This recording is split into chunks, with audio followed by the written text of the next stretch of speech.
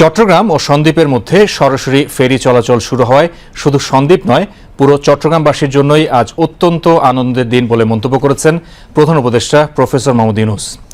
আজ দুপুরে চট্টগ্রামের সন্দ্বীপ উপজেলা মাঠে চট্টগ্রাম সন্দ্বীপ সাগরপথে ফেরি চলাচল উদ্বোধন উপলক্ষে আয়োজিত সুধী সমাবেশে ভার্চুয়ালি যুক্ত হয়ে বক্তৃতাকালে প্রধান উপদেষ্টা এ মন্তব্য করেন। তিনি বলেন, সন্দ্বীপে ফেরি সার্ভিস চালু হওয়ায় এখন থেকে শিশু, অসুস্থ ব্যক্তি, বৃদ্ধ থেকে শুরু করে সবাই নিরাপত্তার সাথে সাগর পারাপার হতে পারবে। প্রধান উপদেষ্টা বলেন, সন্দ্বীপকে নৌবন্দর ঘোষণা, কুমিরা ও গুপ্তছড়া ঘাট উন্মুক্ত, ঢাকা কুমিরা বাস চালু, ফেরিঘাট এলাকায় সড়ক নির্মাণ এবং নৌপথ নিয়মিত ড্রেজিংয়ের উদ্যোগ নেওয়া হয়েছে। এই উদ্যোগগুলোর ফলে সন্দ্বীপবাসীর দীর্ঘদিনের ভোগান্তি কমে আসবে বলে জানান প্রধান উপদেষ্টা।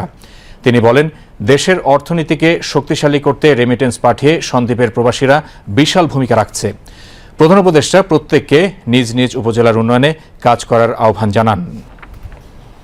আমি এলাকারই মানুষ, আপনাদের জীবনে খুব কাছ থেকে দেখেছি।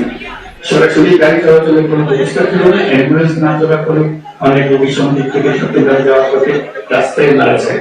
কি দুঃখের কথা, কি অসম্ভব কথা যে আমরা এই সভ্য জগতে আছি, কিন্তু যাতায়াতের অভাবে আমরা নিরাপদে একজন রোগীকে হাসপাতালে নিয়ে যেতে পারছি।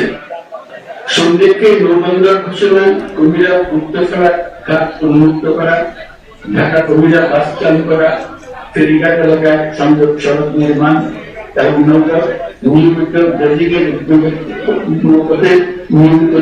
উদ্যোগ নেওয়া হচ্ছে।